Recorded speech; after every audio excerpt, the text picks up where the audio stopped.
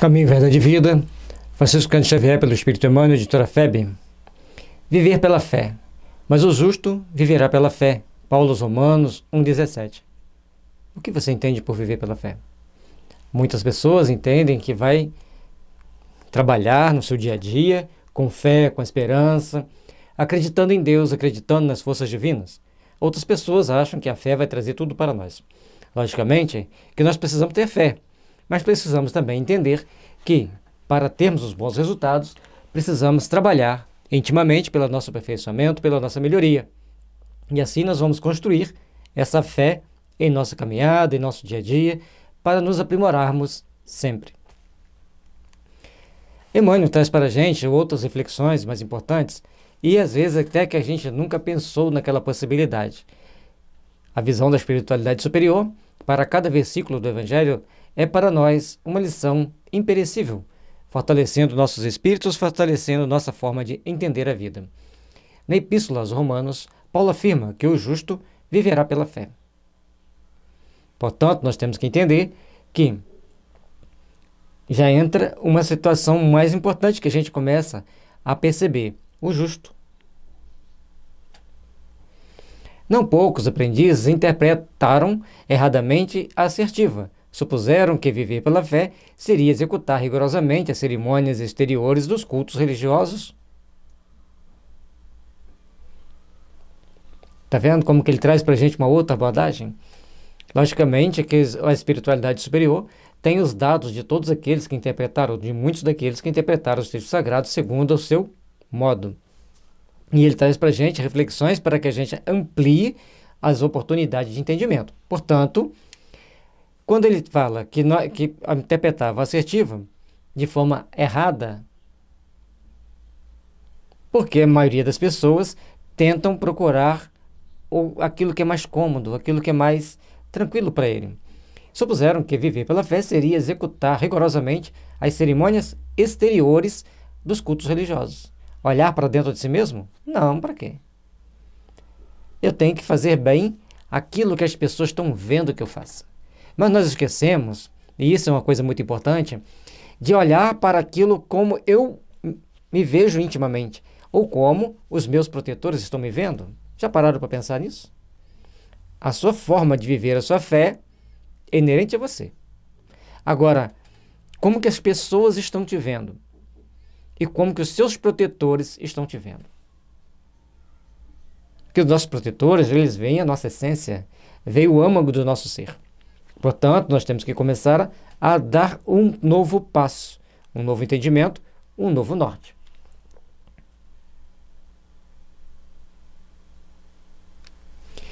Frequentar os templos, harmonizar-se com os sacerdotes, respeitar a simbologia sectária, indicariam a presença do homem justo. Mas nem sempre vemos o bom ritualista aliado ao bom homem.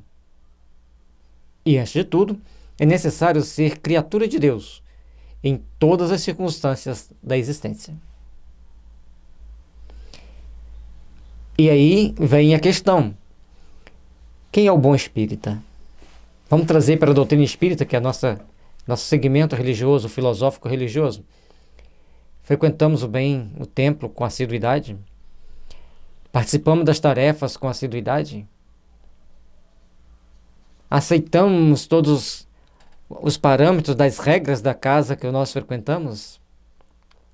E aí, acham que nós somos justos por estarmos cumprindo um protocolo exterior. Frequentar com assiduidade, respeitar as regras que ali estão presentes. Nós não temos sacerdote, mas temos dirigentes. Mas olhemos para o outro ângulo. Como nossos mentores estão me vendo dentro daquela casa, dentro daquela tarefa?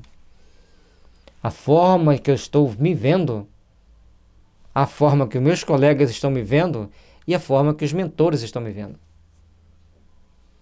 E aí vem um monte de problema, porque a gente está diante de fatos, diante de situações inerentes às nossas realidades íntimas. Portanto, nem por sermos bons ritualistas de cumprirmos todos os rituais, todos os preceitos externos bem, estamos cumprindo os preceitos internos também bem, para sermos bons perante os olhos de Deus. Então, tem que ter um equilíbrio entre aquilo que eu faço, a como eu faço, e aquilo que eu sinto e como eu sinto. Isso tem que estar bem balanceado para que eu seja um homem de bem, para que eu seja uma pessoa que vá construir, que vai edificar. Então, ser uma pessoa de bem, trabalhar como uma pessoa de bem, são duas situações que têm que se somar. Eu tenho que estar cumprindo as regras daquele agrupamento que eu frequento, daquele grupo espírita, daquela equipe de pessoas, mas também eu tenho que cumprir as expectativas daquela equipe de espíritos que também trabalham conosco. Então nós somos pessoas e espíritos trabalhando junto. Aí é que nós temos que aprender a oferecer o melhor de nós. E nesse quesito, muitos de nós falhamos, porque a gente tenta cumprir a parte externa, fica devendo a parte interna. A gente tenta cumprir a parte interna, fica devendo a parte externa, até que a gente puder um dia equilibrar as duas coisas. Mas nós lidamos com pessoas. Nós lidamos com pessoas que têm sentimentos, que têm manias, que têm vícios, que têm sintonias diferentes. E aí nós precisamos, então, adquirir métodos de trabalho edificante para nós mesmos, para construirmos a nossa força íntima, estabelecendo metas, padrões e condições de realizarmos bem o melhor que pudermos oferecer. Não é sermos o melhor, mas fazermos bem e oferecermos bem o melhor que pudermos oferecer. E à medida que a gente procura aperfeiçoar nesse melhor que nós vamos oferecer, nós vamos nos aproximando dos bons espíritos, que nunca nos abandonam. Mas nós vamos nos tornando espíritos bons, ou até, quiçá, espíritos superiores um dia. Porque ninguém vai estar aqui na condição de um espírito perfeito, mas naqueles espíritos que vão buscando a perfeição, buscando se aperfeiçoar. Paulo de Tarso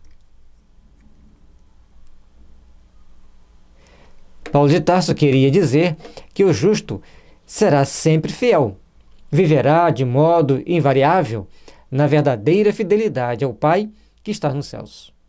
Então, justo somos aqueles que procuramos trabalhar bem, vivendo verdadeiramente com fidelidade os ensinamentos de Deus.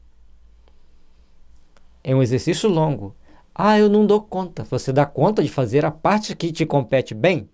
Ótimo. Agora, procure aprimorar um pouco mais, fazer um pouquinho mais. Cada dia você corrige alguma coisa. Cada dia você aperfeiçoa em alguma coisa. As rusgas você já vai diminuindo. Você vai treinando lidar com as dificuldades das pessoas, treinando lidar com as suas próprias dificuldades. Então você está se tornando uma pessoa melhor. Você está procurando se aprimorar, porque a nossa tarefa aqui na Terra é nos aprimorar. E além do mais, nós temos muitas intoxicações que nos ajudam a manter sintonia com a retaguarda, mas nós temos que nos esforçar para buscarmos sintonia com o divino, com aqueles que estão à nossa frente, aqueles que nos são superiores. E ter cargo numa casa espírita não quer dizer que é superior. Quer dizer que ele está assumindo responsabilidades que vão mostrar se ele vai ser promovido ou não espiritualmente. Você não foi compulsoriamente promovido porque assumiu uma posição superior. E às vezes as pessoas falam assim, um presidente de uma república é um espírito superior. Muitas das vezes é um infeliz saído do umbral que se arvorou, tinha bom magnetismo, boa oratória, se arvorou em querer chegar naquela posição e vai arcar com as responsabilidades daquilo que ele fez. Quem já leu Rochester vê que imperadores, faraós, depois de uma encarnação no topo ali do cargo, depois reencarnavam com escravos, como reis em outros países que eram conquistados e voltavam para o país de origem deles, anterior, como escravo. Vamos citar um que o Rochester sempre cita ele, Tibério, imperador Tibério, depois ele reencarna na família germânica, onde ele era filho do imperador. Essa família é presa e ele é levado, então, de novo para Roma, só que agora como escravo. Portanto, a gente vai vendo que as posições invertem. Por mais que a espiritualidade superior até fala para eles assim, não, que você vai reencarnar aqui nessa tribo, você vai ser o rei dessa tribo. Tá tranquilo aqui. Mas já está nos padrões do patamar evolutivo a sua vinda, já estavam, né? A sua vinda para Roma para expiar a sua tirania. Então, todos nós vamos nos ajustar perante as leis divinas das formas mais variadas possíveis. Sempre é bom estudar a doutrina espírita, fazer as reflexões, para que a gente possa entender como, onde, quando e de que forma estamos enquadrados dentro de um patamar de evolução. Para sermos verdadeiramente fiéis ao Pai, temos que ser verdadeiramente fiéis aos princípios cristãos que já angariamos conosco e procurarmos, assim, trabalhar intimamente para fazermos o melhor possível. Os dias são ridentes e tranquilos. Tenhamos boa memória e não desdenhemos a moderação. Então, muitas das vezes a gente se empolga com a notícia boa. Ah, meu time ganhou hoje. Um exemplo. Meu time ganhou hoje. Estou feliz da vida. Ele assumiu a liderança do campeonato, mas ainda falta 10 jogos para terminar o campeonato. Aí você começa a zoar seus amigos. Aí seu time empata uma, perde a outra, é ultrapassado, você vai ser zoado. Um exemplo clássico, principalmente dos jovens que gostam do esporte, mas um recado de Emmanuel é muito importante para nós. Os dias são ridentes e tranquilos. Você está achando que está vencendo sem nenhum obstáculo, está tranquilo suas vitórias? Não desdenhemos a moderação. Sejamos moderados, tenhamos cuidado para não cairmos nas tentações inferiores, para não cairmos em processos que possam nos levar a estados de sofrimentos maiores. São escuros e tristes? Confiemos em Deus, sem cuja permissão a tempestade não desabaria. Veio o abandono do mundo? O Pai jamais nos abandona. Chegaram as enfermidades e os desenganos? A ingratidão e a morte? Eles são todos bons amigos por trazerem até nós a oportunidade de sermos justos, de vivermos pela fé, segundo as disposições sagradas do cristianismo. Portanto, se um momento de muita sorridência, muita alegria, estarmos comemorando muitas vitórias, tenhamos moderação.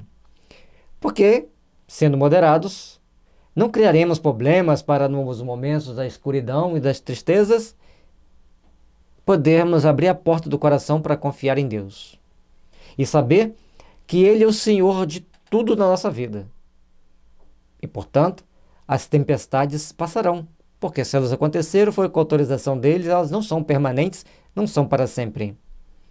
Aí, então, veio outra situação. O mundo nos abandonou, não quer olhar para a nossa cara, nos calunia, nos difama. Lembremos que o Pai jamais nos abandona. Está no Sermão da Montanha, que se nós sofremos uma injustiça, nós estamos no caminho certo. O problema é quando cometemos a injustiça. As enfermidades, desenganos. Falar nisso, os desenganos é muito bom. Porque se você está enganado por um bom tempo, se você cair no desengano, você não vai sofrer tanto. A ingratidão, a morte, que o Espiritismo, por conta seguinte, a matou, a eliminou. Então, são todos bons amigos. São aqueles conselheiros que trazem para nós determinadas condições de entendimento, por trazerem até nós a oportunidade de sermos justos, de vivermos com fé, seja na alegria, guardando a moderação e confiando em Deus, na bondade de Deus, e na tristeza, guardando a nossa fé, confiando também na bondade de Deus e sabermos que nós temos que trabalhar sempre pelo engrandecimento do cristianismo, principalmente em nosso coração. E se pudermos ser exemplos para alguns, para muitos, que sejamos. mas que possamos, então, levar esses sentimentos, levar os bons sentimentos, a boa fé, àqueles que trazem para nós, aqueles que trazem em torno de nós as verdadeiros sentidos da vida. O verdadeiro sentido para enfrentarmos as adversidades, para enfrentarmos a nós mesmos e conquistarmos o nosso galardão celeste. Porque não vivemos só de felicidade, mas vivemos também de momentos de tristeza, de agonia, de preocupação e de tensão. Porque somente assim teremos uma manhã de luz, de prosperidade e de fé. Vivemos pela fé. Tenhamos fé em Deus, para construirmos o nosso mundo íntimo, construirmos um mundo de paz, de esperança e de fraternidade. Mas o justo viverá pela fé. E se ele é justo, vai ter medo de quê? Vai temer o quê? A fé o impulsionará cada vez mais a ser mais justo, a lhe dar mais uma oportunidade de seguir os caminhos da luz, os caminhos do amor e da fraternidade. Estude Kardec e compreenda-se mais. Nós temos as obras basilares, que são constituídas de 5 livros. E aqui acrescentamos também o que é o Espiritismo, que é um dos livros de Kardec para nos esclarecer a doutrina espírita sobre as formas que nós devemos interpretá-la, conduzi-la e agir, segundo o nosso bom senso, segundo as nossas possibilidades, segundo o nosso conhecimento. Caminho, Verdade e Vida, de Francisco Cândido Xavier, pelo Espírito Emmanuel, editora FEB. No site www.feb Editora você pode encontrar este e muitos outros livros que engrandecerão seus conhecimentos espirituais. Paz e luz, que a misericórdia divina esteja sempre envolvendo a todos nós.